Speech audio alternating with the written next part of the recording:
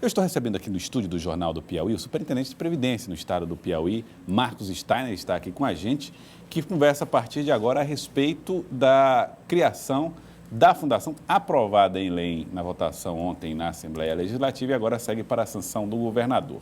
Superintendente, boa tarde, seja bem-vindo aqui ao Jornal do Piauí. Boa tarde, boa tarde a todos. Boa tarde, parabenizar aqui os servidores do estado do Piauí. Hoje é o dia do servidor, essa categoria que é tão importante para servir a toda a população. O nome está mais do que correto, servidor.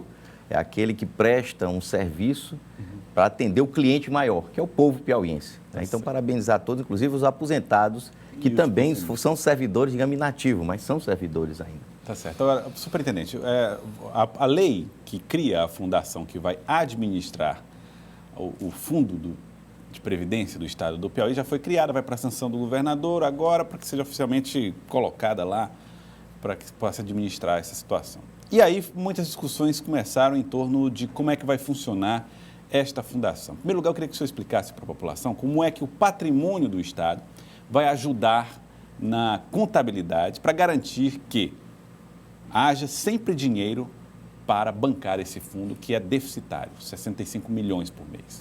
Primeiro, deixar claro o seguinte, a transferência dos imóveis foi uma lei de março. A transferência não está sendo feita agora nesse projeto.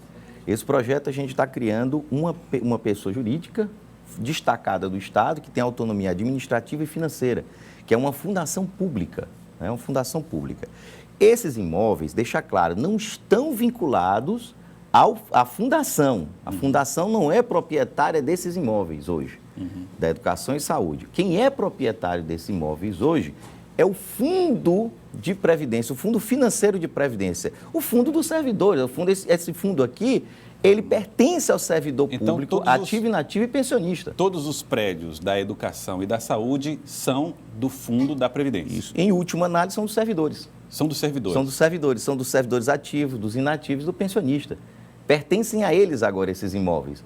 Quem é através do fundo financeiro. Então, por exemplo, escolas como, por exemplo, o Liceu Piauiense, o prédio pertence a quem? O prédio pertence ao fundo financeiro, à fundação. A fundação não é proprietária do prédio. A fundação, ela é a administradora desse patrimônio. Ela administra esse patrimônio. Ela é que é responsável por assinar os contratos, ela é que vai ser responsável por exemplo, receber o valor dos aluguéis, ela é que é responsável, a fundação, por conceder a aposentadoria e pensão, ela é que é responsável para pagar o benefício previdenciário, ela é que é responsável por essa administração, por essa gerência que tem em cima dos imóveis e dos processos de aposentadoria e pensão.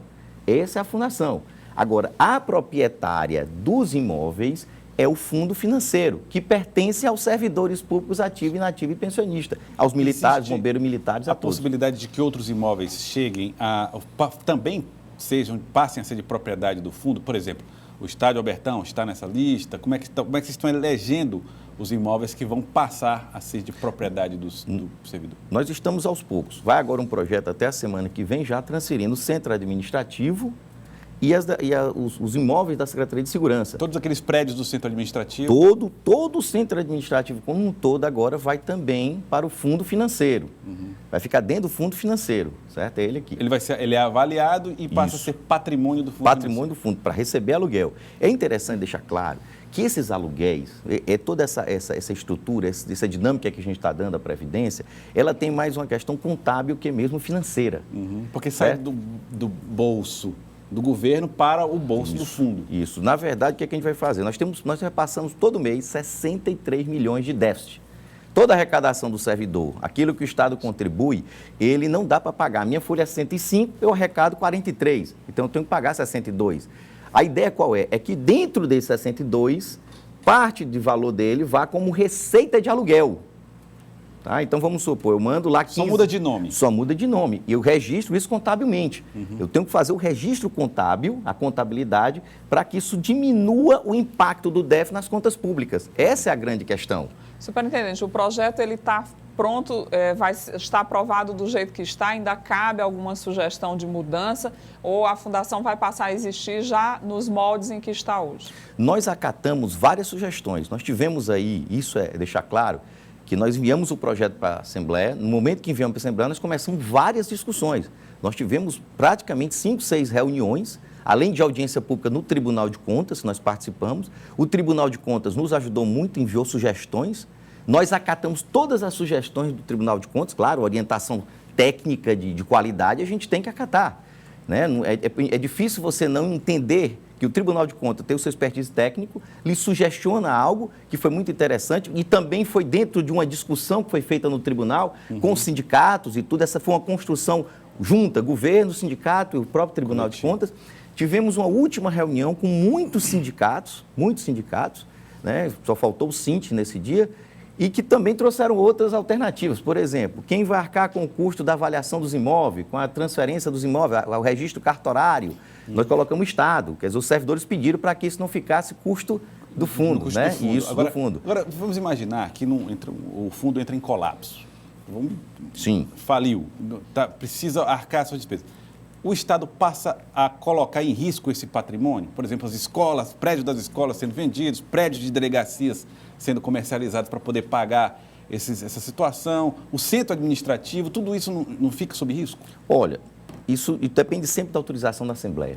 O gestor do fundo, o governador, ele não pode vender simplesmente. Ele precisa pedir uma autorização para o Poder Legislativo para vender, tá? Primeira coisa, educação e saúde, na lei já está claro, não estão à venda. Não serão objeto de venda, nem se cogita vender a prédio da educação e saúde, tá? O que poderia, claro, negociar seria o centro administrativo, perfeitamente ele pode ser vendido. Agora, isso tudo é um processo, a ideia não é vender, a ideia é alugar, a ideia é essa. Mas futuramente, dependendo da oferta do preço e tendo condição, claro, do Estado ter outro centro administrativo, porque não adianta ter uma solução agora e criar um problema. Depois. Né? Isso é uma questão de ajuste, de administração, de gestão. Mas veja bem, primeiro aspecto é deixar claro também para o servidor, todo mundo com medo da criação de fundação. Ah, a fundação não vai ter dinheiro para pagar aposentado e pensionista. A lei, tanto as leis federais como a própria Constituição, diz claramente que o Estado é que é responsável por arcar com esse custo. Caso o fundo financeiro não tenha dinheiro, o responsável é o Estado, através dos poderes. Então, cada poder que tiver seu déficit vai pagar, evidentemente, cobrir essa diferença aí para pagar os aposentados pensionistas. Não tem como escapar. Tá certo. Tá? Eu queria agradecer a você, Marcos Steiner, superintendente de Previdência no Estado do Piauí, que conversou com a gente a respeito desta lei aprovada da criação da Fundação. Muito obrigado pela participação aqui no Jornal do Piauí. Eu que agradeço. Obrigado, estou sempre à disposição. Muito obrigado.